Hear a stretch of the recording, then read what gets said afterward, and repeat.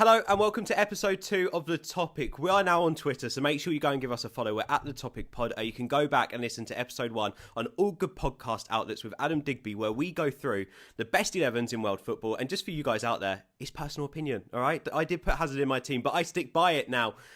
Well, we'll wait and see how Chelsea get on later on this season to whether I do stick by it come the end of the season. But let's go on from there, shall we? Let's move on to topic number 2. And this week we are chatting about the Premier League. It came back with a bang. If you're watching this on the Football Terrace, make sure you download and subscribe to the podcast on iTunes. We're on Stitcher. We're also now on Acast and Podbean. We're on all good podcast outlets thanks to the week gone by. Everyone's accepted us, which is good news for you, because if you've got the apps, you can just search us through the RSS feed and get us there. We're The Topic wherever you go, and vice versa. If you're listening right now, you can watch us on the Football Terrace. You can see our lovely faces from behind the microphones, and we are looking great today, by the way.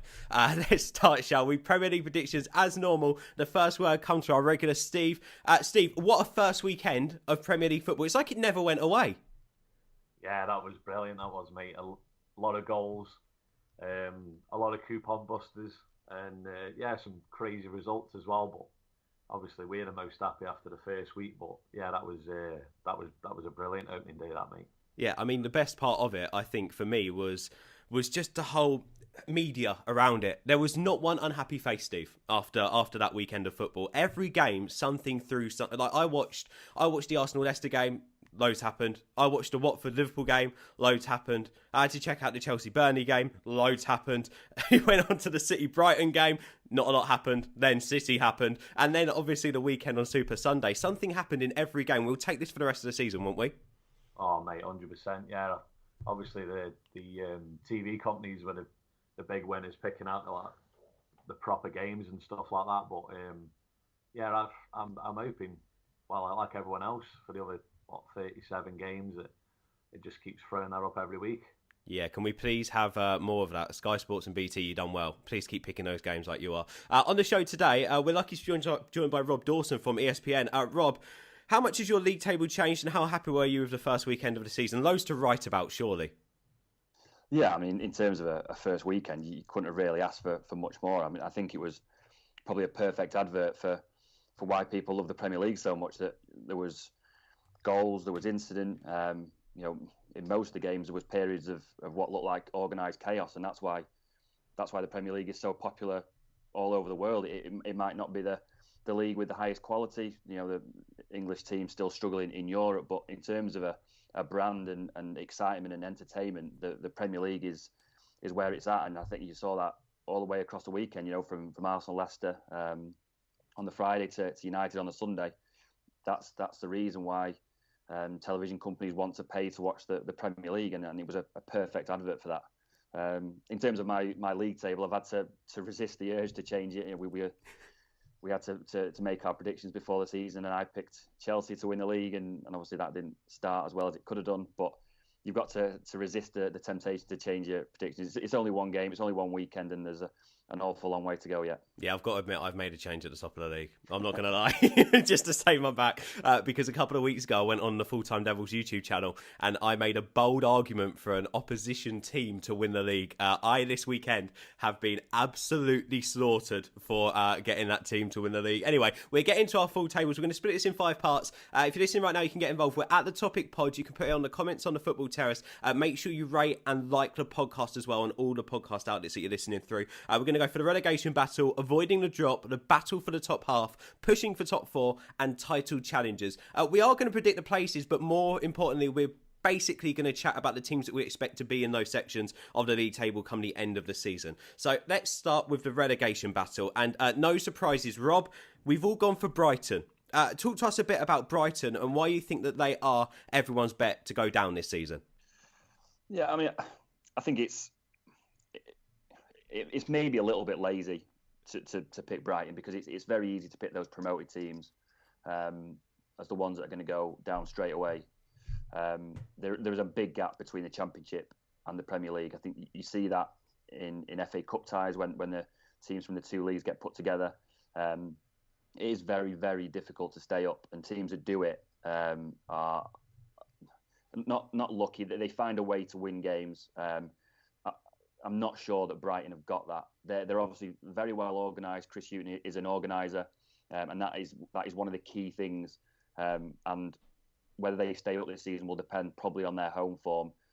Watching that game on Saturday night against City, they were organised for long spells. They kept City out for longer than a lot of people thought, but I just don't feel that they've added enough quality to that team to keep them in the league. Again, it's dangerous doing these predictions. It may well one of those that we saw with Burnley last year that they didn't spend an awful lot of money, but they found a way to win home games, and it was enough in the end to keep them up. And Brighton will hope that they can follow a similar pattern. I think there's an awful lot of good teams in that league, in the Premier League, and I don't think Brighton are going to have just enough to stay up. I think they'll go straight back down. It's good that you mentioned the quality in the football, the difference between the Championship and Premier League, because at times last season they did play undoubtedly the best football in the Championship.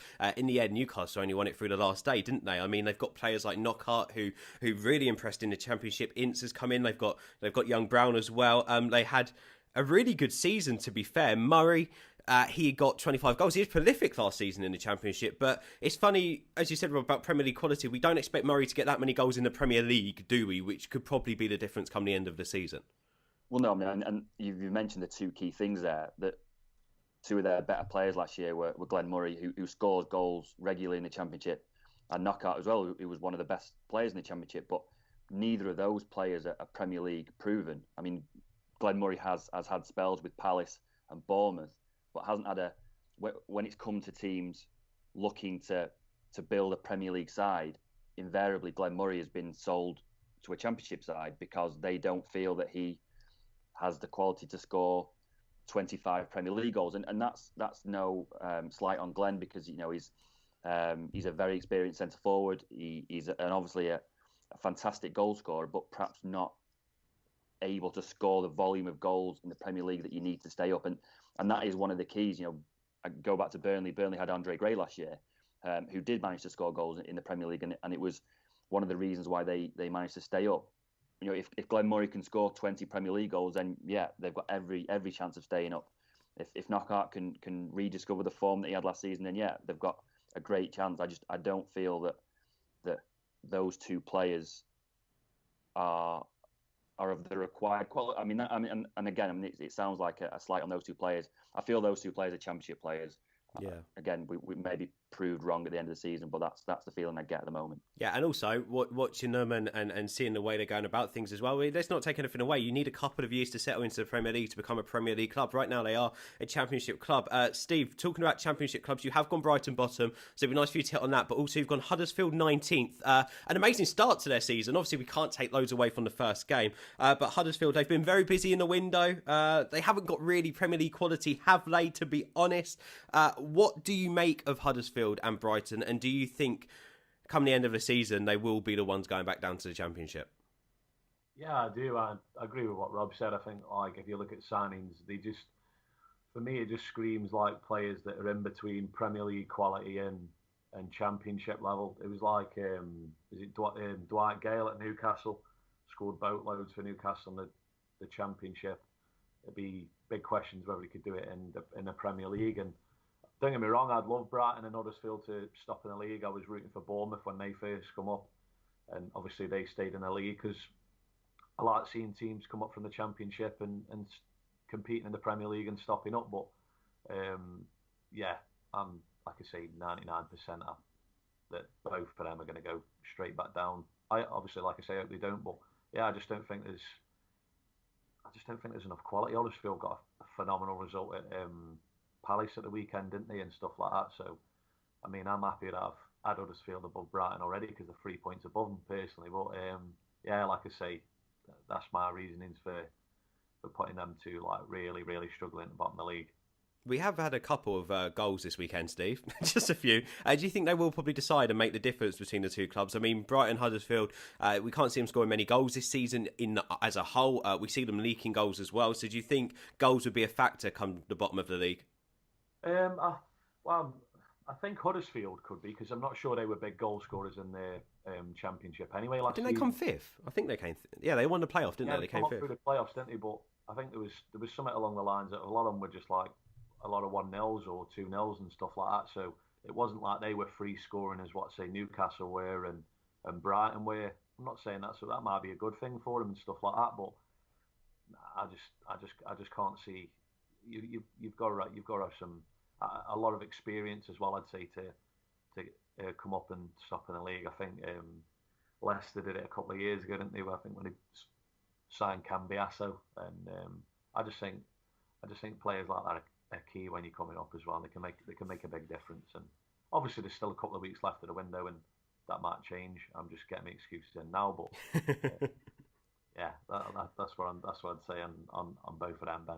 Well, I've gone for Burnley 19th to properly go down this season. They finished 16th last season. I think it was the early home form that helped them last season, as Rob hit on as well. Gray was a huge part of the goal-scoring mentality in that team. For me, it's just, again, I've gone defensive. I've had a look at the defensive. I think Brighton were poor at the back. I don't think there was much going for them. I think Keane leaving Burnley, I think, is going to be a major factor. They haven't made massive quality signings, have they? I just think they're going to come short. And I think that whole... And all I've heard from people who I've spoken to about predicting Burnley to go down is, oh, but their home form was great. Their home form at the end of last season was abysmal. It really was. It was so much better at the start of the season. So I've gone for Burnley to get the drop. And Rob, you've gone the same. You've gone Burnley 18th. Any different reasons to that, or is it more or less the same? No, exactly the same. They obviously started very well at home at the start of last season, and it was those points that they accumulated that kept them up in the end.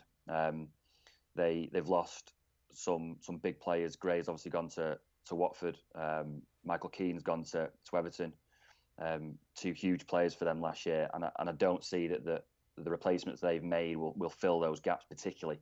All I would say is, Burnley's a funny one because their away form last year was atrocious until I think they won at Palace towards the end of last season. That monkey's off the back straight away now. By hook or by crook, they've gone and got that first away win at Chelsea, a game that they probably weren't looking at with any great hope at all. So that may help them accumulate a few more points away from home this year, and that may compensate for what they don't win at home. In terms of their home form, and I think it surprised a lot of teams how difficult it was there at the start of last season, and towards the end of last season, you saw teams learning how to play there and learning what Burnley were going to do, and it helped a few teams get a couple of good results. We may see that again this year, and that's why I feel that Burnley probably are in a little bit of danger this year. Yeah, and Steve, you've gone for your bottom three. You've gone Burnley stay up. You've gone Swansea in 18th place. Why Swansea? Well, Burnley, I really like Sean Dyche, and I agree a lot. They've lost some good players. Obviously, they replaced them with a couple of Stoke players and stuff like that. But I just think with like another year in the Premier League, they are probably going to do a lot better away from home. I wouldn't say they were getting battered away from home. I watched a couple of games. They were quite unlucky, but I've had them to stop up. Swansea's purely because I expect Sigurdsson and Llorente to go, and I look through that side and I don't think that's good enough. I thought they were hanging on a bit. They got a good result at United at the end of last season when we jacked in the league for the Europa League, and Swansea just screamed out for me to just go down ahead of the others, to be honest. And the other team in the relegation battle, 17th. Stephen, Rob, you've both gone for Watford. I haven't. I've gone for Newcastle. I think they started last season really slow. Really, really slow. We saw Shelvey as well. I just think they've got a couple of rash players in there which will cost them in games. And I think Shelvey did exactly that at the weekend. I don't think they're convincing. Their signings haven't been overly convincing. They've gone young and Spanish by the looks of things as well in the window with Merino on loan. And they've also got Manquillo as well out wide. And they're just about to sign Stokes Joselu, that's his name, isn't it? He hasn't really proven himself in the Premier League with Stoke, and last season, even alone, he didn't really do much. So I've gone Newcastle to be in and thereabouts. You guys have gone Watford. Let's come to you, Rob. Why Watford for you?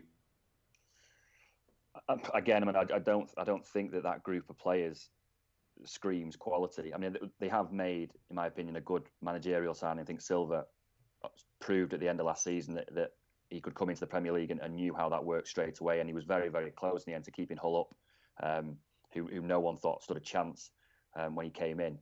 So I think that's a plus point. I don't see that the signings that they've made have improved the quality particularly. They completely jacked it in at the end of last season. I know that there was uncertainty around the manager at the time, and that doesn't help a group of players. But the games that I saw at the end of last season, I mean, even at the end of last season, made me think that they were a candidate to get relegated this time. And I stand by that. The only thing that I think will prove a difference for them is the manager. I think he's a very smart guy. I saw him set up his whole team at United at the end of last season, and he was very, very clever in the way that he came to United, and they got a point in the end. So I think that they do have a chance of staying up. Obviously, I've picked them to stay up. I just think that they're going to be in and around there just because of the quality of the squad. Yeah, and for you, Steve, Marco Silva going to make an impact there? Obviously, they're just going to stay up, but we expect teams like, no disrespect, like Watford to have a battle the whole season, don't we, in that middle of the table / bottom half of the table / relegation battle anyway, don't we? Yeah, that's why I've had him to struggle again. I agree with Rob. It's just a quality thing. I've backed the manager to keep him up purely on the basis that I remember him coming in, and I was just like, I've never heard of the guy, to be honest. And you're watching Sky Sports, and everyone was like, "Why don't you give it to someone who's the Premier League proven argument again in it?" And I thought he was brilliant with Hull, considering how much of a mess they were when they were selling the best players in January and stuff. And like to come in through a season just about halfway through a season and do what he did, I reckon he'll do it down at Watford. But Watford, they haven't really got that much for what you'd shout home about. But yeah, I really like what he did last season. So like I say, he's down there. They're down there for me, but I back him to keep him up. Yeah, see, I've got them a bit further up the table. We'll come to where I've put them in just a second. But just go through the relegation battle for you. The places we've predicted. Steve has gone for 20th Brighton, Huddersfield 19th, Swansea 18th and Watford 17th. Rob's gone for Brighton, Huddersfield, Burnley, Watford. That's 20th to 17th. And I've gone Brighton, Burnley, Huddersfield, Newcastle again, 20th to 17th. Again, all relatively similar. And as we move on now to the avoiding a drop, 16th to 13th. Again, places more or less showing them. But guys, I've got to admit, this team could go one of two ways this season for the side that you've gone in 16th, and you've both agreed on this one. I've gone Palace higher in the league, and they've not had the best start to prove my point. But also, alternatively, they could have a stinking season this year if it doesn't go to plan. I've got to say, since Ajax, Frank de Boer hasn't really had fun, has he, in the managerial game? We'll come to you, Rob, first. Palace, 16th. Tell us why. Do you not think Frank de Boer has got enough behind him to really push that team further up the table? No, I mean, I've got to admit I was shocked at the result that they had at the weekend. I mean, you're right. They're one of those teams with a new manager that could go either way. They could have a great season that everything just clicks and that they find a system that suits the squad that he's inherited, or he could just be one of those managers that comes into the Premier League and doesn't adapt at all, and it all goes horribly wrong and they get relegated. There are plus points. I mean, they've got a striker in Christian Benteke who knows how to score goals in the Premier League, and I do feel that goals are the most. I know people talk about defences and keeping them out. If you've got a goal scorer in your team, it makes a huge difference. He's obviously done it in the Premier League before. If he can score goals for Palace, I think they'll be okay. It's slightly worrying what happened to them at the weekend. It was a home game against a team who were playing their first Premier League game, and they got absolutely battered. They just didn't look equipped to deal with Huddersfield at all, and that for me is really, really worrying. They've not made a massive amount of signings. I think Fosu Mensah from United is a good loan signing. He's looked good in the times I've seen him at United, even though he's still very young. It'll depend on how quickly De Boer adapts to the Premier League. He's obviously had a great career. He's had a great spell at Ajax. He didn't go particularly well at Inter Milan. I think managers who come in with a plan, with a set plan of how they want to play, and don't adapt to the pace and the speed and the different nuances of the Premier League struggle. If he can adapt and get that team sorted in a system, I think they'll be okay. If it drags on too long and they get in a mess early on, I don't see themselves pulling out, which is why I picked them for 60. I think that they'll be fine in the end, but it might be a struggle. And if Frank de Boer doesn't sort it out Steve, then Alan Pardew's not got a job, so he can just go back there, can't he? By the way, how weird was it seeing Alan Pardew with his legs wide open on our TV screen on Sunday? It was a bit weird, wasn't it? I didn't really like it. Anyway, Steve, we said last season that Palace at 14th was a massive underachievement for that squad. We're looking at them now in 16th, or you guys are looking at them now in 16th. That's a ridiculously bad underachievement, isn't it, for Palace if they finish there this season? Yeah, it is, and I just think that, like I say, it was easy for me. I picked let's say the first 12. I picked the bottom 3, and then I looked at the rest of them, and I thought, who's got like more problems than anyone else? And Palace were in there based on, well, obviously they went off Rob's right. It was a shocking start of the weekend, and yeah, I think it's just like the new manager. I think they've made some like decent young signings, but again, I think it comes down to an experience thing, but I still back him to get him playing in a bit. And Benteke scores goals. He was 1 and 2 man at Villa, and underachievement. I don't know. I mean, what are Palace when they come up at? Do you know what I mean? Anytime they've been in the Premier League before, and yeah, I'm not sure about they'll have Pardew back or anything like that. But thankfully, I missed him in the studio Sunday because I was at the game, but. Yeah, I don't know. I don't know what more he could add on Palace, mate, to be honest. They need a couple more players, don't they, for the end of the window, I think, but with Premier League experience. Get a bit of experience in there with the young lads. We forget how young Zaha still is. Rodewald, the guy who's come in as well from Ajax, he's still really young. They've got Fosu Mensah, who's young. They've brought in a couple of lads on loan, which are still really, really young as well from Premier League clubs. So a bit of experience in there won't go amiss. I've got Swansea 16th. Mainly for the same reasons that, Steve, you've put Swansea to go down, but I just think they'll have enough. I think the big worry is that they haven't got a proven striker. We spoke about goals before. Tammy Abraham is going to come in. He's got a lot to prove, but I just don't think that they have enough there. They might, in some sort of West Brom style, pick out a couple of 1-0 wins that will keep them up, and I think in the end they will stay up by the skin of their teeth. Moving on to 15th, I've gone Watford. Do you know what? You've both gone for Watford just to avoid relegation.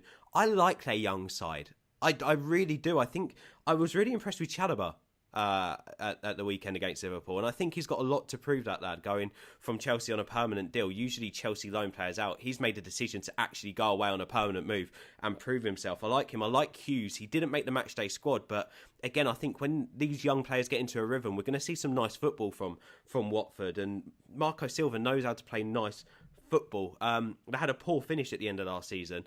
Hopefully they can pick it up towards now and Christmas, and we'll see where they are. But I expect Watford to stay up. I wouldn't say comfortably, but with a few games to spare at least. I put Swansea 16th. Rob, you've gone Swansea in 15th. Steve, you've gone Newcastle in 15th. Tell us why Newcastle in 15th. Do you not expect Rafa Benitez to do a job in the Premier League this season? Isn't the job in the Premier League? I just think I use body language at the weekend, and the stuff that's coming out with the chairman and that. There's just a nagging fit. I reckon he's going to be one of the first managers to go. Really? Honestly, I do. Yeah. Usually with Benitez, he'll sign a player. Obviously, he did it with Liverpool. He bought a couple of worldies out of the bag, and because he genuinely buys a lot of Spanish players anyway. And I mean, obviously, I think they're looking at getting Joselu today from Stoke for like 5 million. Does that scream quality really when he couldn't really get in a Stoke side? I know a lot of Stoke fans like him and stuff like that, but I just don't think he's there, and I think they've got bigger problems than the rest of the guys who've put above them. I'll be honest. Yeah, Rob, I spoke about Newcastle slightly there because I put them in at 17th. Steve obviously gone for them at 15th. You've gone for them in 14th. And like Steve said, could you see Benitez being the first to go? And is Mike Ashley again being a hindrance on this Newcastle side? Yeah, I mean, I agree. I could see him. I can see him going before the end of the transfer window, to be honest, and nothing to do with the results. Just because he looks like a man who's getting more and more fed up with the situation there with each passing week. I mean, my prediction for them is based on him staying for the season. I think he is their best chance of staying up. He's another one of those managers who's an organizer. He can organise teams to be very, very difficult to break down and win enough games and win enough points to stay up. Goals is going to be an issue. Dwight Gale is not Premier League proven. He scored a couple in the Premier League for Palace, but they felt that he wasn't good enough for them and sold him to Newcastle. Again, Joselu, didn't do it at Stoke and was loaned back to Spain. Didn't do it in Spain. You know, is he going to score? Is he a 20 goal a season man? Not so far. He's not. If they don't get another goal scorer and Benitez goes, they could be in serious bother. If Benitez stays, I think he'll find a way to keep them up at least and to get them into that mid-table, because he knows what he's doing. He's a very good manager. Again, another one of those clever managers who's very tactically adept and knows how to win games. So I think they'll be fine as long as they keep him. The whispers are Jack Wilshere on loan and Perez from Arsenal to Newcastle. There are a couple of the rumours I've read this morning. Could those two make a big difference, do you think, Rob? Or do you think that Perez isn't... Well, he's had a season, let's face it, he's had a season out of the Arsenal side. He done all right the season before he went to Arsenal, but could those two boost the squad, boost Newcastle? Yeah, I think they would be a boost. You know, they're obviously... But is it enough? That's the question, isn't it, really? No, I don't. I mean, Jack Wilshere would be a good signing because I think if he can stay fit, I think he's a fantastic player. If he can stay fit. Yeah. Well, why are we talking about Jack Wilshere? I'll tell you what, for such a young lad, you've just got to feel slightly sorry for him, haven't you? Because it's always the question marks. It's always, why would he stay fit? And you just wonder, for this lad, what's it going to take for him to stay fit? It's really sad, and it's the promise he showed when he came onto the scene, and any move he makes now and whatever he goes on to do in the future of his career, we're always going to chat, Rob, about whether he can stay fit. And it's sad, isn't it? It is. It is because he's obviously a quality footballer, but he's just not stayed fit long enough to show people what he can do. I think it's slightly worrying that he had a season on loan at Bournemouth and everyone's kind of expecting that to be his kind of the watershed moment, that he gets a season injury-free and he's playing every week. Yeah. And it just didn't turn out like that. That for me would be a little bit of a worry. And for someone like Newcastle, while Benitez may be tempted to bring a player in who's obviously good enough to be in their starting 11, it would be a worry to bring someone like that in who you just can't guarantee is going to play 35 league games, and that's what Newcastle need. Yeah. With Perez, you just talked about Palace there. Palace and Newcastle, their squads have got similar qualities, but Palace have got Benteke, who's a proven Premier League goal scorer, and Newcastle just don't have that. Which if I was a Newcastle fan would be a worry. Yeah, no, I'm completely with you there. Let's move on. Well, I've gone for 14th. You've gone for Stoke, Steve. We'll come to you in a second. I've gone for Southampton. And you guys really are going to disagree with me here because you've gone Southampton a lot further up the table than I have. This is going to be my bold prediction. This is going to be my shocker. I think Southampton are going to have a stinker this season. And I made this prediction before they signed Lima. Or was it Lemina? Lemina, that's it. One signing before him, and that's a young Polish centre-back. It looks like Van Dijk isn't going to play for them again. I don't think they're going to have enough. Gabbiadini's going to be their most important player this season. If he can smash in goals, then they will do all right and they will win games. But I don't know. I just don't think that they've got enough in and around the squad. And I'm still not convinced on their manager either. I don't know if he has got what it takes. I'm expecting we'll come back to Southampton when we talk to you guys about them. But that's my bold prediction for this league table. I'm going for Southampton to avoid the drop. I'm going for them 14th. You've gone for Stoke and in 14th, Steve. Why 14th for them? Surely we look at Stoke now and think that they can have a solid season in and around the top half. You're going for them to basically be in that scrap. Yeah, well, I mean, they lost Arnautovic. Obviously, it wasn't that great at the weekend. Johnny Walters went to Burnley. And obviously, I think they got rid of Bardsley to there as well anyway. And I mean, I think Fletcher's going to be a brilliant signing for him, I'll be honest. They got Whelan was one of their most experienced players. I think, did he end up going to Villa? Yeah, did he go to Villa? Yeah, he did. He went to Villa, yeah. No, was it Walters? No, Walters has gone as well, but yeah, no. And that's the thing, I think if you look, I don't think they've actually spent a penny. Zuma's going to be a really good signing for him at centre-back. Obviously Shawcross now, I think, what's he, 29 and 30 and struggling with injuries. And yeah, Stoke for me, well, Peter Crouch was the top goal scorer again last season, and Hughes never really seems to sort of play him. And obviously a lot of Stoke fans, obviously because I live up this way, a lot of them are backing them to go down at the minute if they don't get any players. And I think they've got enough to stop up, but yeah, what did I put them as? 14th? Yeah, you've gone Stoke 14th. Uh, Actually, I've gone Stoke. I reckon 14th, but I can't see him going down. But now the squad as it is, I don't think it's good enough. Well, I've gone Stoke 30th, and we'll mention it now as well. Rob, you've gone Stoke 12th. For you, we're jumping up a bit on yours, but we'll come back down in just a second. For me, I agree. I wonder how they're going to replace the experience. They've let so much go in and out of it. Given, Walters, Bardsley, Fletcher, obviously is there now, but is he enough? Zuma on loan as well. I mean, is that enough to replace all these experienced Stoke players that have left the club? To keep them up, I don't know if it is. No, I mean I'm surprised that they haven't invested. I think people thought that they would invest quite a lot this summer. I think they were expecting a few more signings. I'm not sure whether it's what the issue is there, whether it's a finance issue, whether Mark Hughes thinks that he's all he wants to do is tinker with his squad. But you're right. I think Zuma is a smart signing on loan. I think they've signed Martin Zindi permanently, I think, from Porto, who did well for them on loan. Darren Fletcher, you know exactly what you're going to get with Darren Fletcher. And I didn't see him a great deal last season at West Brom, but the West Brom fans that I spoke to at a different stage of the season thought he was fantastic. Yeah, and I think he'll be a good signing. Again, it's a goals issue for me. Peter Crouch at the end of last season scored some vital goals.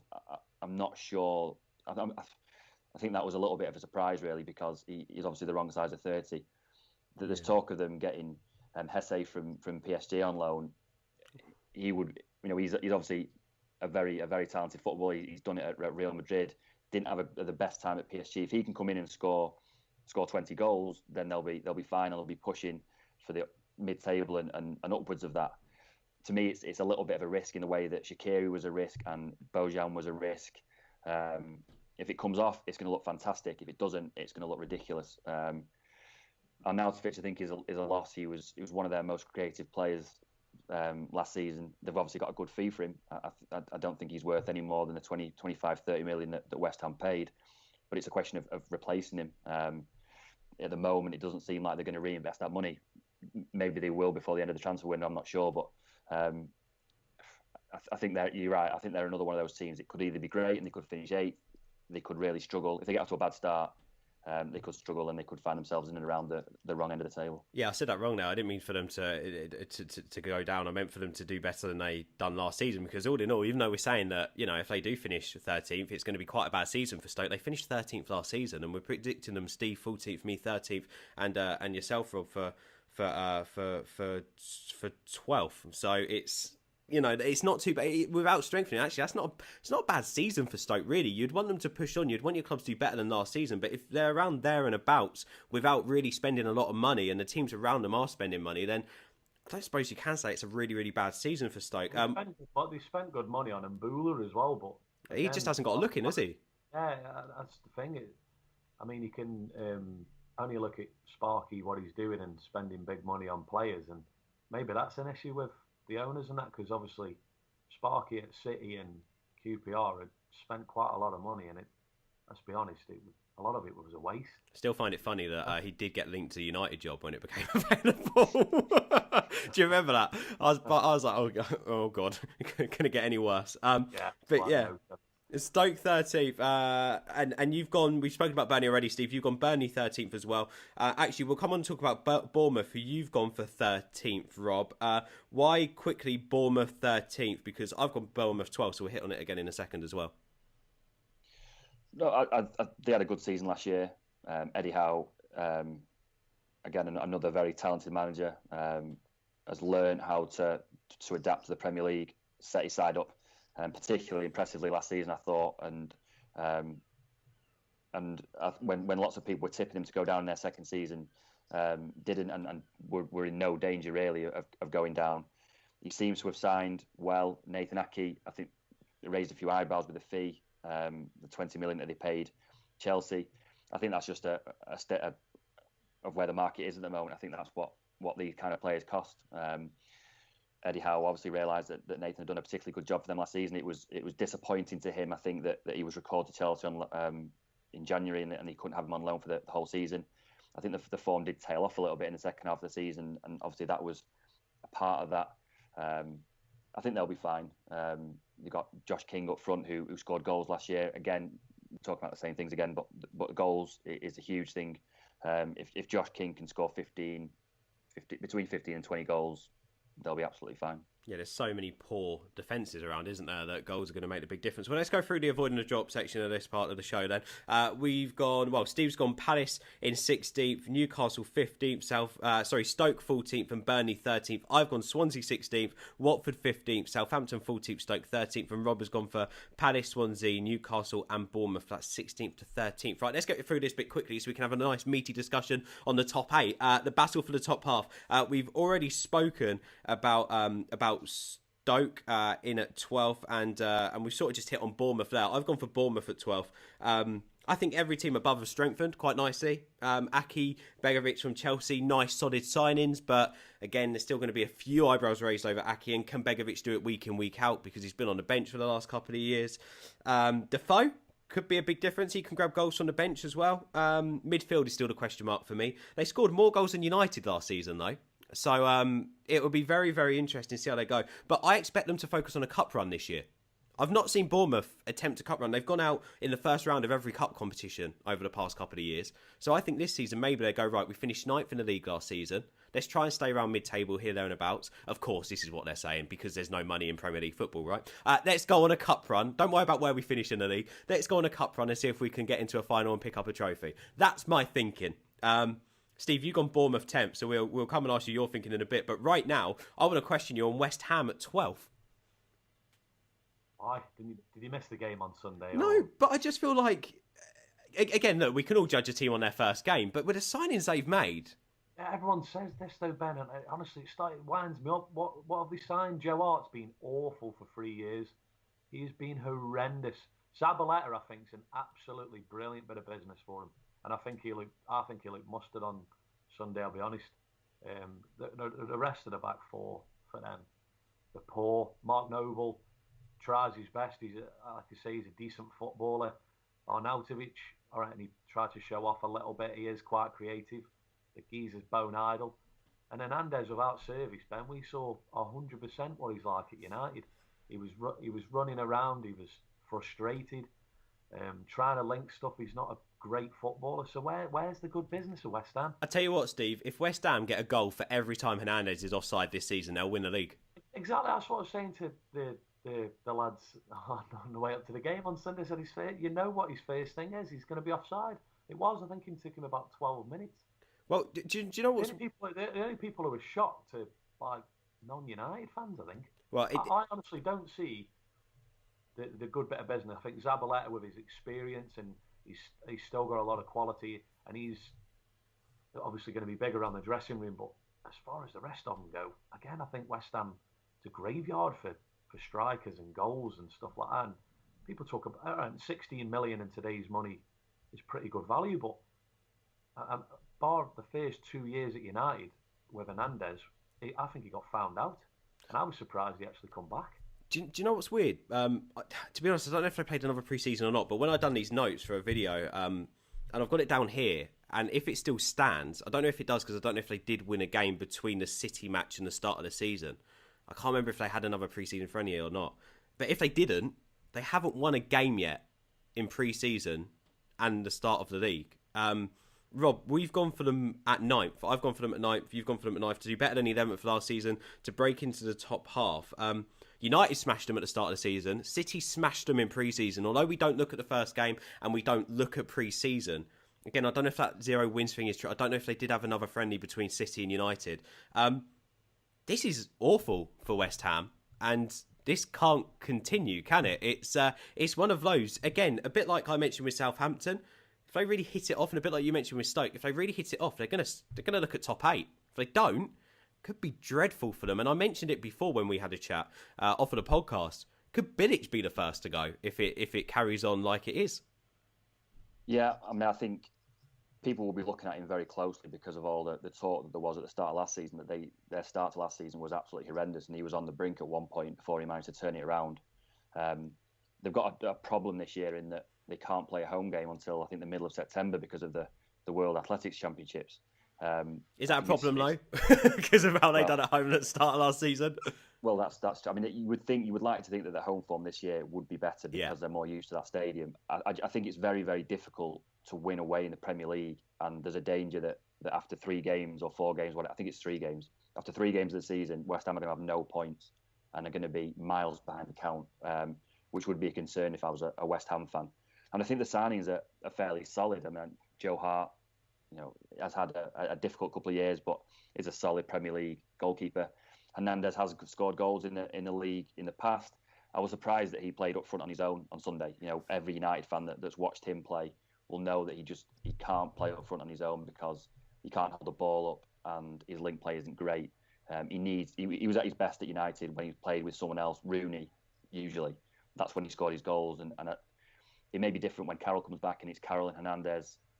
Yeah. Again, we mentioned about Wilshere not being able to stay fit. Carroll is another one of those. I think if he played 38 Premier League games, he'd get you 20 goals.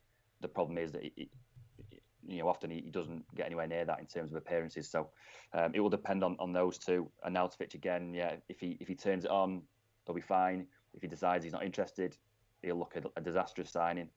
I think they will be okay. I think Bilic is a good manager. There are a lot of red flags popping up with them, but again, they're another one of those teams that if everything clicks, they'll be top half, no problem. If it all goes pear-shaped, you could even see them getting relegated. Yeah, it's going to be a difficult season, I think, for West Ham fans, especially with the way it started. There we go. We started chatting about 9th there, me and you, and Steve has gone West Ham 12th. I'll go down one place, chat about my team in 10th, and I reckon they're going to stay there from last season. That's West Brom. Just solid, aren't they? They've done a typical West Brom display on the first game of the season. I think we're going to see that a lot this season. It's just a Tony Pulis factor. And I think they've signed good in Jay Rodriguez. I think he's a nice signing. I was worrying whether they'd be able to properly replace Darren Fletcher in there. He was really, really good, but they didn't look like they had any problems whatsoever kicking off the season. You guys have gone West Brom in 11th. Steve, let's come back down to you. Would it just be the fact that it's Tony Pulis, it's West Brom, and they're going to be around the middle of the table this season? Yeah, definitely. I think he's been doing it for, 10 years now in the Premier League, and people still can't really get away of getting him relegated and stuff like that. I've had him obviously a place lower purely because I think Darren Fletcher's a really big loss for them. I thought he was superb for them. I think they're going to keep Johnny Evans as well. I know Leicester were apparently looking around him as well, and again Johnny Evans for that level is looks mustard at centre back. So yeah, I think that's all it is. You know what you're going to get with West Brom. They're not going to try and open up and play expansive football to get in Europe. They're going to be happy to win some a few big games at this through the season and go on a little bit of a run. But yeah, I think they're nailed on for mid-table, aren't they? Yeah, I don't think there's much we can say about West Brom. In 11th, again, earlier on we spoke about Palace. You guys went for Palace at 16th, and I mentioned that I've put them a lot further up. I've gone 11th for Crystal Palace this season. Again, not promising off the first display of the season, but it's another dark horse for me. The pace and attack, and as you said, the experience of Christian Benteke, for me, I just think they will, when they start scoring, they showed it at the end of last season, when they start winning and they start scoring, they beam off of confidence, they just need to get there. And the big question is, can Frank de Boer get them there? That's a question mark for me on where they'll finish the season. So my battle for the top half, 12th Bournemouth, 11th Palace, 10th West Brom, 9th West Ham. We spoke about you guys. We finished on 11th there with West Brom. I want to go on to 10th place, and I mentioned them a little bit because I said that they're going to finish a lot lower than what you guys have predicted. And you've gone for Southampton, Rob, in 10th place. Talk to me about Southampton. What are the major pros about Southampton this season? What are the positives for Southampton? The main positive for me is that they just keep doing it year after year. They've got this incredible knack of being able to lose managers and lose players and replace them almost seamlessly. It owes a lot to their director of football, Les Reed, who does a great job of overseeing that entire operation, and that it's not a case of bringing a manager in, the manager rips up everything, and then he goes after a year, and they have to start again. There was a few eyebrows raised, wasn't there, when they decided to let Claude Puel go because of the season that he'd had, and you look at Southampton and think, well, what are your ambitions? Surely you're not spending the money to be a Champions League side. surely if he's finishing the top half of the table every year, that's a good season for you. You speak to Southampton fans, and they weren't very impressed with him. Whether it was because of his demeanour, whether because it was his football, but lots of them had reasons to dislike Claude Puel.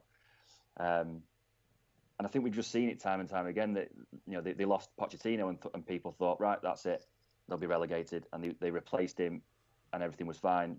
Puel's gone. They've done it again. They've done the research. They've picked a manager who they feel slots well into that group of players, into that club. Believes in what they believe in, and I think that's incredibly important. I think people are waiting with Southampton for them to have an absolute disaster, and I just don't. I think that they've become so good at replacing the people, whether it's a manager or whether it's the players, the people that they've lost, that it's become a skill in itself, and I think they'll be fine. I mean, obviously it's not ideal for them that there's lots of question marks around Van Dijk. He's obviously an important player for them, and if he's still there at the end of the transfer window and wants to play, they'll be a much better side than one without him. I just feel that they'll be fine. I mean, you're talking about goals again, but Gabbiadini looks like a player who can score 15 Premier League goals, and if he does that, I think they look like a top half side. Yeah, no, I interrupt me. Gareth Barry's having a medical at West Brom. Oh, is he? Yeah, so there you go. There's West Brom. They've just replaced Fletcher with Barry with experience. So I think that the timing of that's perfect, mate. Go on. Well, wait a second. Let me just quickly change my table then, because Gareth Barry's signing for West Brom. Let's leave it there on the battle of top half. Steve, we've spoken about Bournemouth, who you've put 10th. Let me just quickly run through them. I've mentioned mine. Rob, you've gone for Stoke at 12th, West Brom 11th, Southampton 10th, and West Ham at 9th.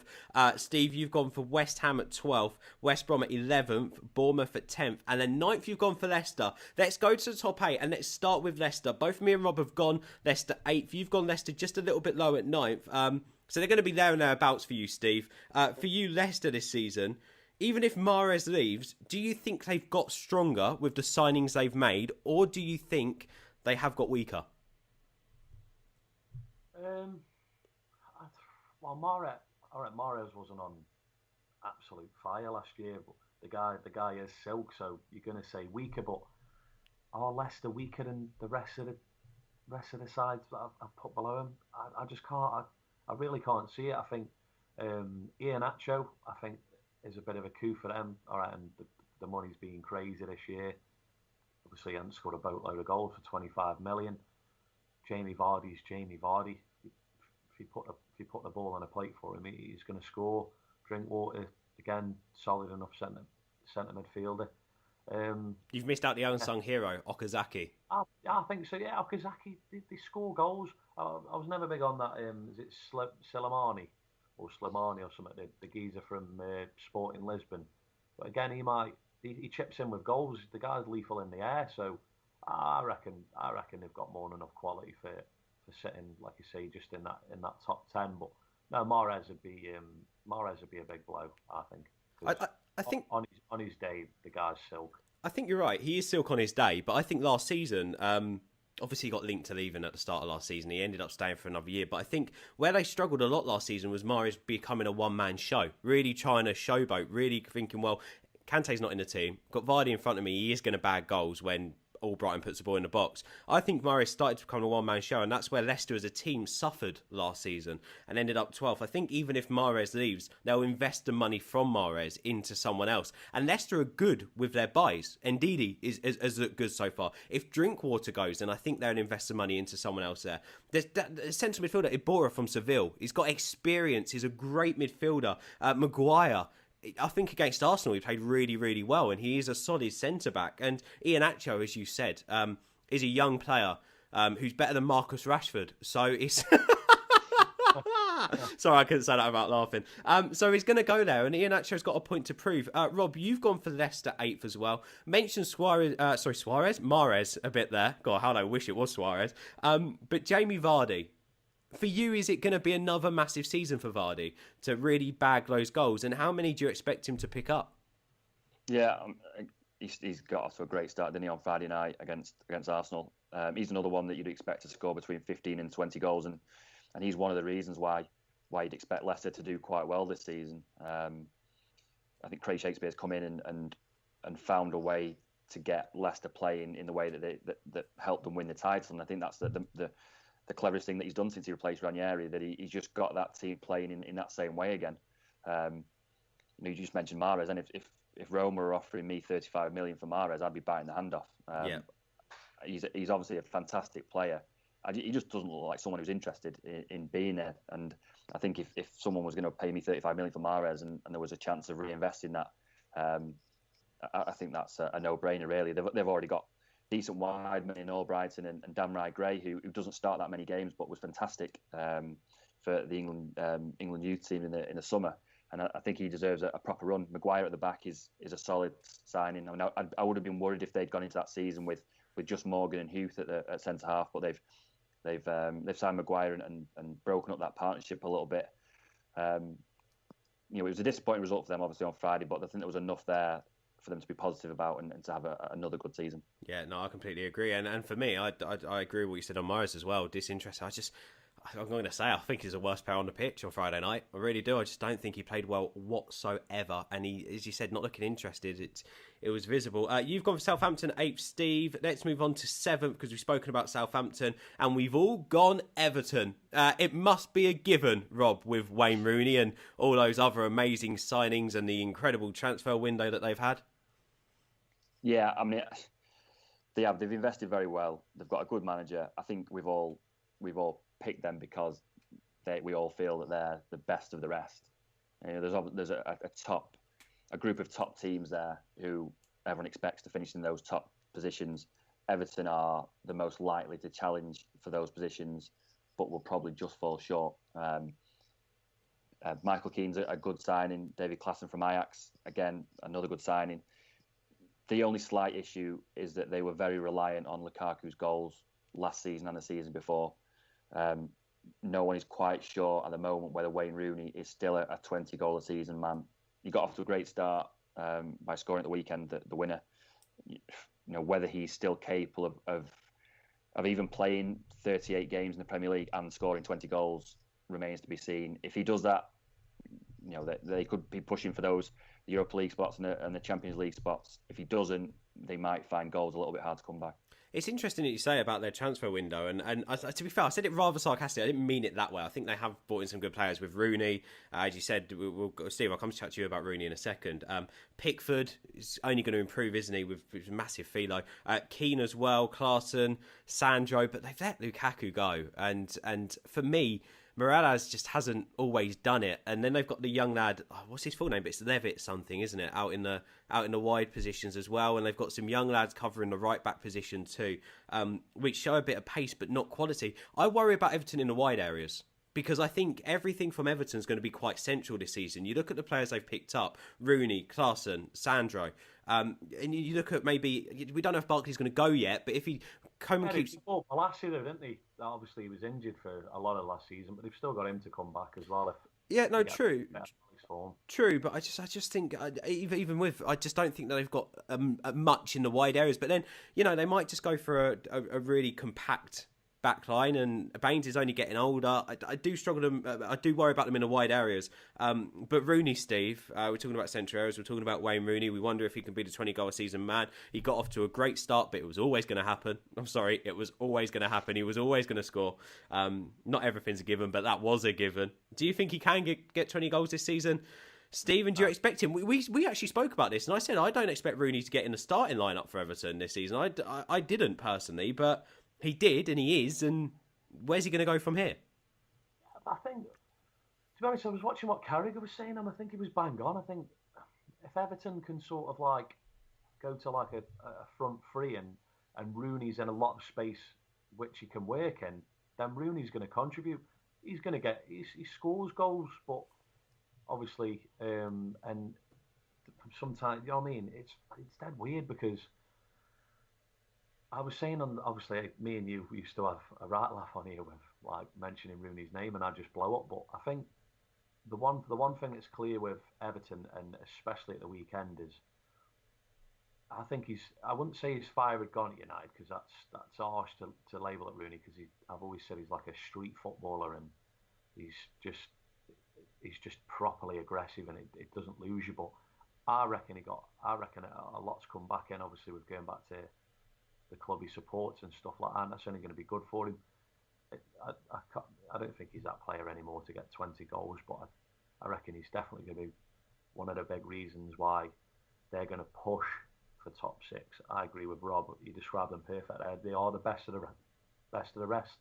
That top six is really tough to break into, and yeah, like I say, that's why we've all agreed that Everton are just going to sit seventh. But the rest of the business, I mean, yeah, they've overspent on Pickford. Michael Keane will be a solid centre back. Obviously, fought that last year with Ashley Williams. Again, that wasn't the Ashley Williams of Swansea, you'd argue, but yeah, I mean, if you want me to put a figure on Rooney, I reckon he'd probably get 10 and 10. It'd be a really good season for him. Get some assists and get some goals.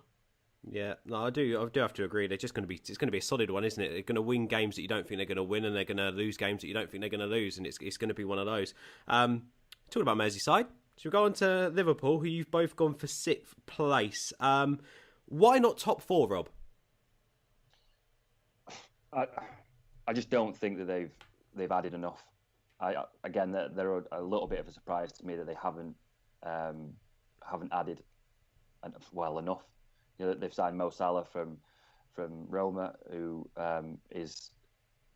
will be a very good signing and looked like he started well at the weekend. I expected them to do a little bit more. I mean, the danger is that we're talking about this, you know, a couple of weeks before the transfer window. If they sign Van Dijk and keep Coutinho, and he settles in and wants to play for him, then they're a much different team to a Liverpool side without Van Dijk and without Coutinho. It's difficult. I mean, out of those top 6 teams, it's very, very difficult to break into that top 4. You look at the investment that United have made, that City have made. You know, Tottenham have done it for the last 2 years and have kept a very settled side. I just don't see that at the moment, as it stands, that they're capable of breaking into that top 4. It could all change if they make a couple of signings before the end of the window. They keep Coutinho, which I think is vital for them. Things may be different. The danger for them is that they don't sign Van Dijk, that Southampton just tell Liverpool absolutely no chance, we're going to sell him anywhere but to you. And Coutinho forces a move through to Barcelona. That Liverpool team will look an awful lot different come the end of the transfer window if that happens. Yeah, for me, I think even if they sign Van Dijk and they do strengthen defensively, I think if they let Coutinho go, that's Champions League top 4 places gone. And I think they're going to struggle against Hoffenheim over the next couple of games as well. It's not a given. Steve, are you with me on that one? Or is it a bit of the Manchester United fan inside you that's gone, right, there's no way I'm putting the Scousers in my top 4? You know me, I try and not let that affect your decisions. I agree with both of what you're saying. I think there's such a fine margin of what Liverpool have done so far, which has been pretty much nothing over the summer, and obviously with the last few weeks, Van Dijk could be a solid signing. I reckon nobody's really bothered about the money anymore. Coutinho, he's their most exciting player. But I mean, if you look at it over the summer, they were celebrating that they got top 4, and it's going to boost the profile, and they're going to sign these players. I mean, who's come in? I mean, they let Lucas go. All right, Lucas is a bang average footballer, but it'll do him a job when they've needed to at centre back. And the influence in the dressing room, Steve, as well. We're talking about that.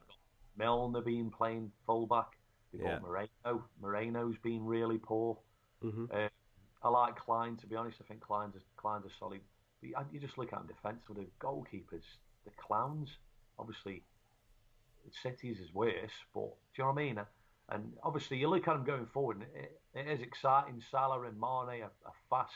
They can turn defence into attack really, really quick. They've got a bit of excitement behind with Coutinho and Firmino, and that bit of that's what got them into the top 4 last season. It's unpredictable. Yeah, but you cannot get into the top 4 defending like that. Yeah, no, I agree, and that's that. It isn't just based on one game. It isn't based on the fact that I can't stand them. It's based on it's basics really.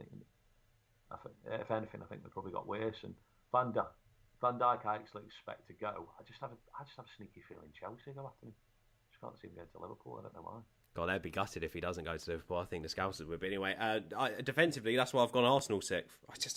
I just don't rate Arsenal at all. I've got to be honest. From midfield to defence, I just don't rate them at all. And I just... The whole unrest with the fans as well. I don't think it makes it easy for the players on the pitch, and I think it's a prime example of what's going on. I think the Emirates sort of sums it up from Friday night. The stadium was so quiet for the first game of the season, so quiet until that fourth goal went in. And it's that atmosphere and the nerves and the edginess that I just think isn't going to help Arsenal this season. And I think they'll take it into every game. I think Arsenal will have a cracking away form this season. I think at home they're going to really struggle, and I just don't think they've got the players. Lacazette, is he really an upgrade on Giroud? I really like Giroud. I think he does you a job, and I think he's a good striker. What about that Kolasinac? Don't you like him as a centre-half? He's a left-back by trade, though.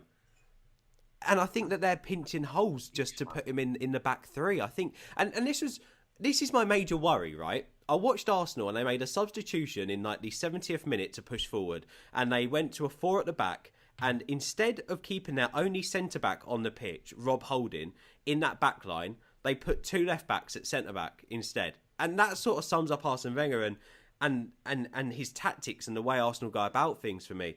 You don't take your only centre-back off and risk putting 2 left-backs at centre. Monreal is not a centre-back. They played him on the right-hand side of the back too. It's ridiculous. And I don't see Arsenal doing well this season, which is why I've gone Arsenal 6th. You've both gone Arsenal 5th. It's one above, and it's really not great. They're going to be finishing outside the top four again.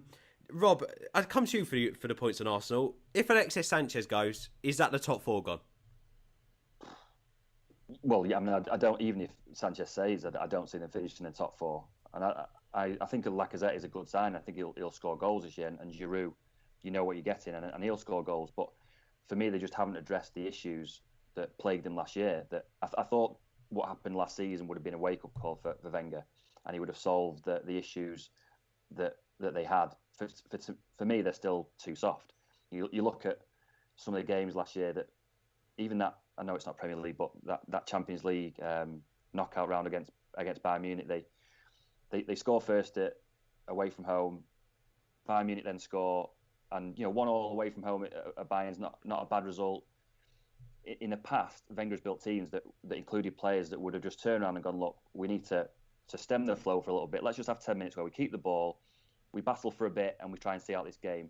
Instead, that Arsenal team found themselves 5-1 down in the blink of an eye, and that's for me what Arsenal are like. The same happened away at Chelsea last year in the Premier League. That it was, I think, 1-1, and then all of a sudden it's 3-1, and the game's lost. I just don't see that they've added the characters that they needed in the summer. I expected them to sign a holding midfield. I expected them to sign a Matic type.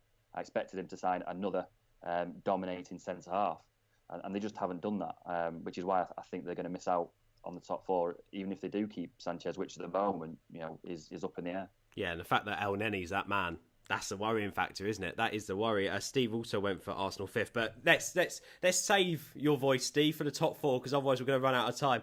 So I went Leicester 8th, Everton 7th, Arsenal 6th, Tottenham 5th.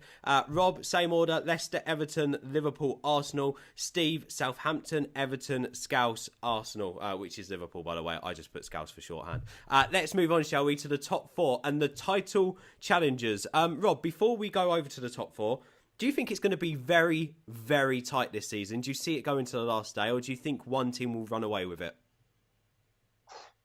I think we'd all like to see it going to the last day and being very tight.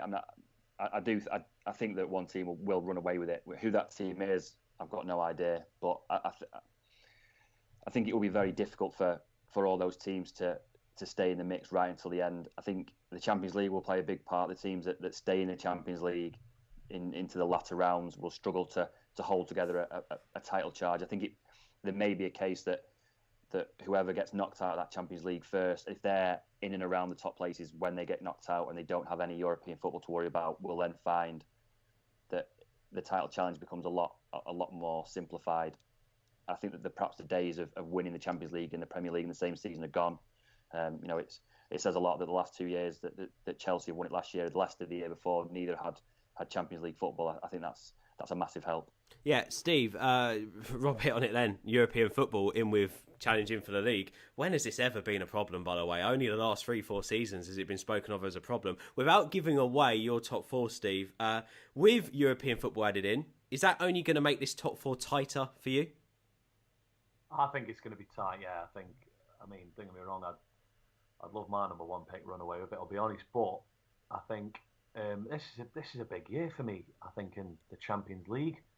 Because, you're talking, Spurs they never look like they're even bothered in there. I'm glad Arsenal are out of it, to be honest. All right, they get through the group, but you know what you're going to get. They're going to bottle the group and finish second, or obviously sometimes they might be unlucky and draw someone like properly top draw, and they just get spanked.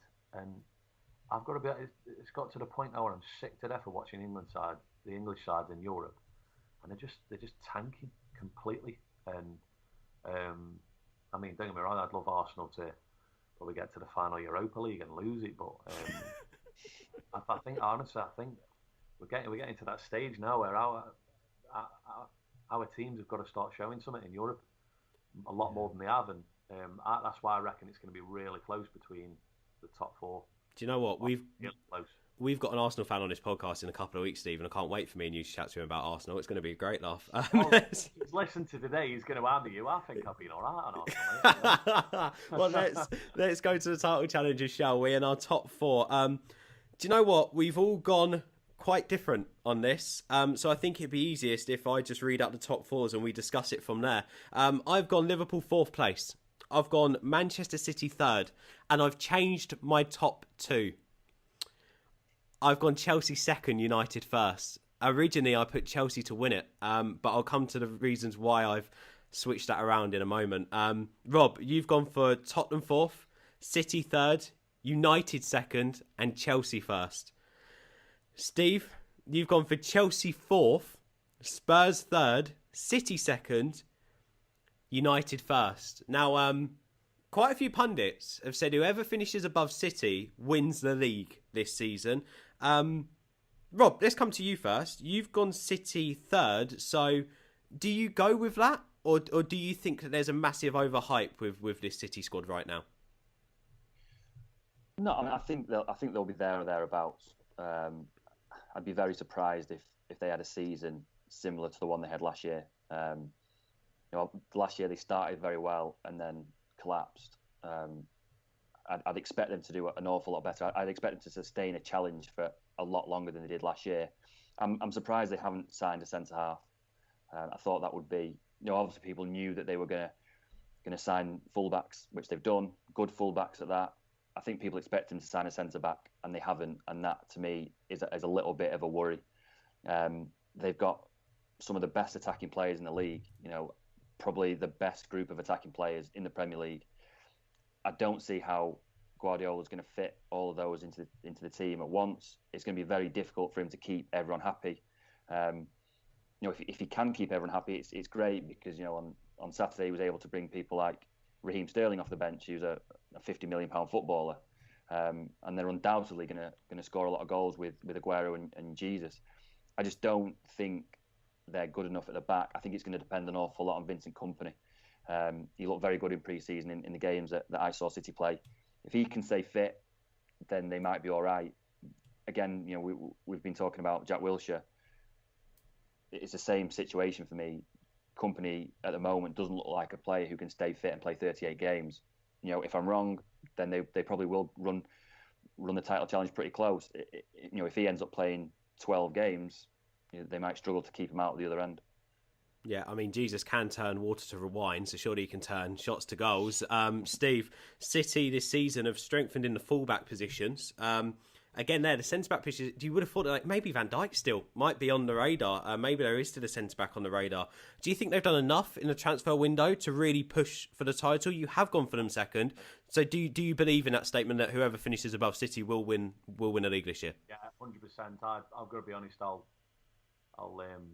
say it now. I've changed my top two, and I've been saying pretty much for a lot of the summer I fancied City to win the league, and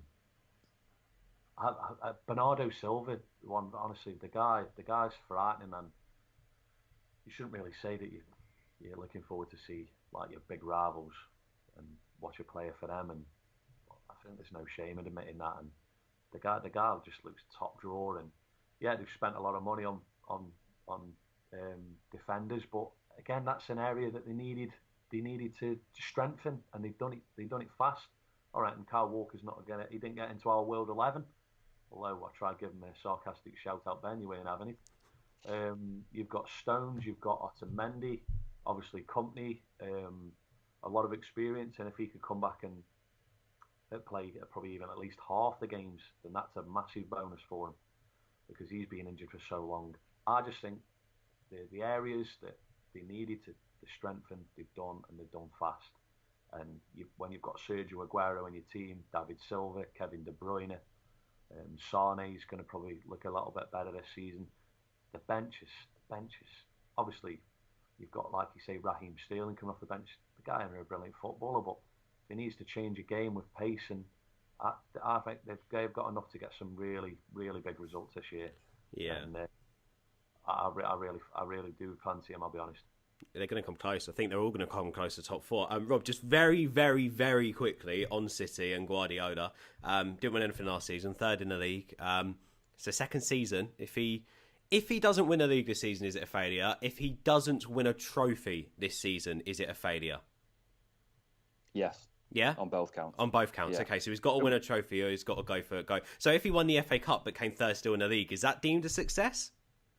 No, I mean, he was brought to win the league. He was brought to win the Champions League. It's those two competitions that he'll be judged on. Okay, right. So it'll be interesting to see how he gets on this season and what will happen if he doesn't get there. I'm sure we'll be debating it throughout the season. I went Liverpool fourth. Just a quick reason on why I went for Liverpool fourth. If they can keep Coutinho, they'll be all right, and if they can improve the defence, they'll be all right. I think it showed really, didn't it, against Watford how quickly those Liverpool heads can go down, and that's the worry this season. Again, like we've said, for so many clubs who look strong but might not be the strongest, as soon as the heads go down, it could go one of either way for Liverpool this season. They could finish outside the top four, or they could be there and thereabouts for the whole season.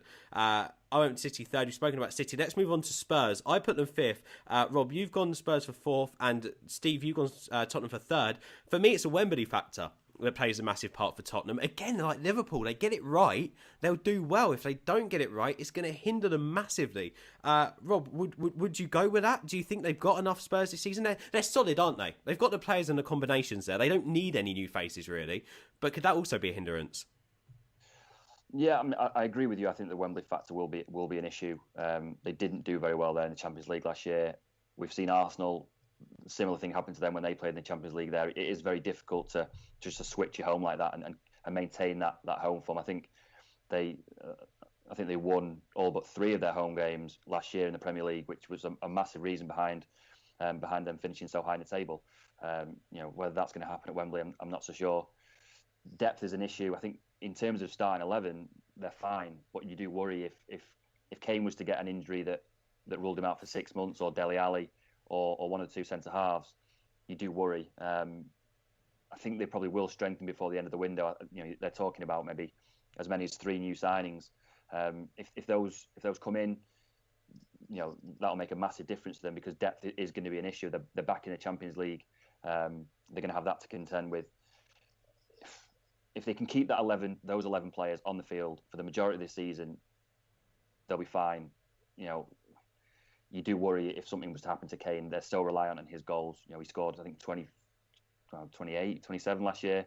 If he's not returning the same amount this year, you wonder where the other goals are going to come from. Yeah, just quickly, Steve, again for you this one. Did I have to strengthen before the window closes to guarantee that top 4? I'd say so, yeah. I think they've got the most balanced 11 for me. I think they've been brilliant the past couple of seasons. Obviously, that's the worry, because it's such a long season, and with the Champions League as well, and you just got to have that quality off the bench. Oasis Sissoko shouldn't be on a bench, you know what I mean? At Spurs, you've got to have a few more, I'd say, quality options, and Wembley's obviously going to be a factor.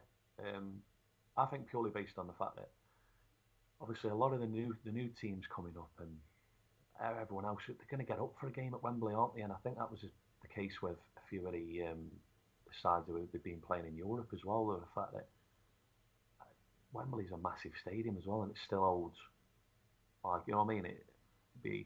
Everyone wants to win at Wembley, don't you? Even since you were 3 or 4, and yeah, that's my basis on putting them there.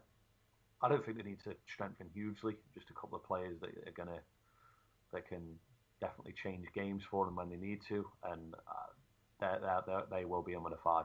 I might be the only one here, but I'm a bit disappointed Spurs using Wembley this season. Just think it's there for the finals, it's there for the big games, and to see a club using it for every home game this season is just like, it just takes that fun away from it, doesn't it? It takes that passion away from the stadium. Maybe let's move the FA Cup semi-finals and finals, or the League Cup as well, to the Millennium Stadium this year, to Cardiff, just so it adds something a bit different. You're going somewhere else to another mega stadium to play the big games.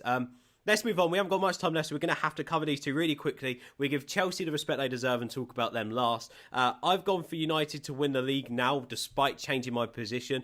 Steve, you've gone for United to win the league now. So let's start with you. Why are they going to win it this season?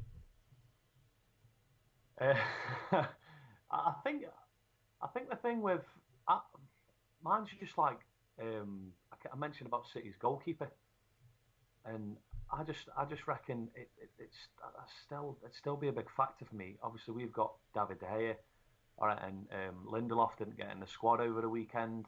That looks like another Mkhitaryan situation from last year. But we've still got a lot of players that have definitely got to show more and prove more of a point. And obviously, you've got, I mean, Matic. It's pointless me saying anything on Matic.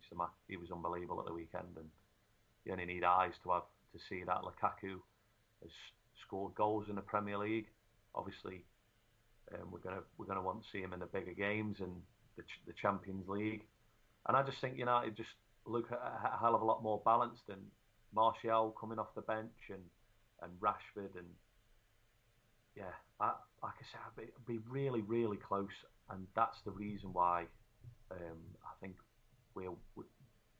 I'm hoping we'll pep City. Like I say, I rate City highly this season, and yeah, I think just De Gea's going to win us more games. Yeah, I really do. It's interesting you mentioned De Gea, obviously part of the spine, Rob. United, with the strengthening they've made this season, Eric Bay's second season, Pogba's as well. Have United got... People always talk about the spine of a side. Have United got one of the best spines in the Premier League, if not the best? Yeah, I'd agree with that. De Gea, Bailly, Pogba, Matic, Lukaku. There's not much wrong with that. It's not only a good spine in terms of quality. It's a big physical bunch of players. We've seen Mourinho build teams like that in the past, and he's had a lot of success with that in the past. And I think that's one of the reasons why that United will go so close this year. Mourinho wins the league in his second season. He's done that wherever he's been, and he said on Friday when he spoke to us that was because it's usually that he's spent enough time with his players by then to get them working in the way he wants, and there's no reason why that shouldn't be true again this year. You just feel like something special is going on. As you said, Mourinho's second season, in his notes and throughout the whole pre-season, even with Rooney going, who he applauded so much in around the squad last season, he said this is the best squad in terms of passion, desire, commitment that he has worked with. And when you hear a manager like Mourinho say that, and you see how people act on the pitch. A little surprised I didn't see a smile on Martial's face at all during the West Ham game, which has worried me a bit, but then the guy never bloody smiles, so I'm also not worried. But it's going to be very interesting to see where United go this season. It's easy to be overly excited as a United fan, but I am still very wary of Chelsea. I stick by what I say. When they get settled, and last season they were a world above anyone else in the league. The problem is, Rob, you have gone for Chelsea to win the league, but so much has happened this summer. Yeah, I mean, I probably should counter that. I picked them before the season started. I thought that their signings were sound. Rudiger, Bakayoko, Morata have replaced players going out. Terry, Matic, Costa. Again, the problem for me is depth a little bit. I don't see that they've strengthened the squad particularly. They've just replaced players who have left. The only thing I would say about Chelsea is that people tend to underestimate reigning champions. It's very easy when you start a new season to pick another team. Chelsea did it last season and did it in some style. Conte got them playing in a system that just suited the group that he had. There's no reason why that shouldn't happen again. Obviously, the turmoil around the club at the moment doesn't help. There's question marks about Conte's position. He wants more players in. The cost of things not been sorted yet, and that's dragging on. There are issues. There are lots of red flags about why they shouldn't win the league. I just think that again and again, people tend to underestimate the quality of reigning champions, and Chelsea deserve a little bit of that because they won it in such style last year. Yeah, and you're right, it was some style. Again, only Spurs came close and they weren't close in the end. You mentioned Costa there. 35 games, 20 goals last season. It's a ridiculous turnover. I think he got over 30 for the season in a whole. Does Morata replace that for you, Rob? Is Morata good enough to replace that? Yeah, I mean, I don't see why not. Obviously, there will be a question mark because he's never done it in the Premier League, and I think that's one area where United have got a little bit of an advantage over Chelsea in that Lukaku has done it. I think he scored 25 in the Premier League last year, 18 the year before. The guy scores in volume in the Premier League, and that's what United need because they struggled for goals last year. Morata, there's a little bit of a question mark. He scored goals for Juventus, scored goals last year for Real Madrid. He doesn't tend to score in the volume that Lukaku does, but we've seen players come into the league for the first time and do that. Ibrahimovic, for example, would have got 20 last year if he'd played the full season. So there's no reason why Morata shouldn't do that. He's certainly good enough. Steve, final point on Chelsea, over to you. Can they emulate last season, do you think? Can they have a season that good, or do you think because of all the clubs around them have strengthened so much, it's going to be majorly difficult? Yeah, that's the point. Like I say, I put them fourth. I think they've got European football this year. And I actually, my top two was similar for last season, obviously with the Mourinho versus Pep coming in, and obviously that didn't work out because a lot of the problems in both squads sort of arose with age and quality and stuff like that. And Chelsea, I'd always said that I fancied them as dark horses, and obviously it's easy saying that because they didn't win in the league, but I did purely based on that was the argument. They had no European football, and I remember they got absolutely spanked by Arsenal. I was like, they're going to have to change something here because that worries you when Chelsea get done by Arsenal because it never happens. And after that, I thought they were absolutely brilliant for the rest of the season. And I completely agree. I think they got everything right, and I just think they made some good signings in Rudiger and Bakayoko. Morata I really like. I'd have took him at United. The stuff around Costa and Conte doesn't look happy at the minute, and I just think that within the more games, like I say, I think it'll be close, but I have them fourth. I don't have them coming anywhere near, and like I say, the top two or top three. Well, that was fun. That was really fun. It'd be interesting to revisit this come the end of the season and see how well we actually done. Rob Dawson from ESPN was our guest today. Rob, as always, the final question does go to our guest. I know this has been a long podcast, but I've got to ask you. You are mainly involved in United. You're a United correspondent. Can I ask you, who do you think will be United's best signing this summer? Matic. And I think that will be true even if Lukaku scores 30 Premier League goals. Matic has addressed a massive need for United, and he started fantastically well at the weekend. I'm still amazed that Chelsea have let him go, to be honest. And I think at the end of the season, we could be looking at that as a difference between the two sides. It's going to be unbelievable. I didn't realise how good he was on the ball. I didn't believe he had so much skill as well. He was brilliant. And again, he frees up Pogba, apparently. So there we go. We'll take that every day of the week. Rob Dawson, thank you so much for coming on. You can go check out Rob online. We'll put his Twitter in the description below and also on all our podcast pages. Steve, again, as ever, thank you very much, buddy. Remember, you can download and take this podcast with you on the go throughout all the podcast outlets, anywhere. It's there. Or we're at The Topic Pod. You can check out all the links on our Twitter, or thetopic.podbean.com is our website. If you're watching now on YouTube, give it a like. If you're listening through a subscriber or somewhere in the audio world, make sure you give us a rating and recommend us to a friend. Thank you for listening. Thank you for watching. We'll be back next week. Bye for now.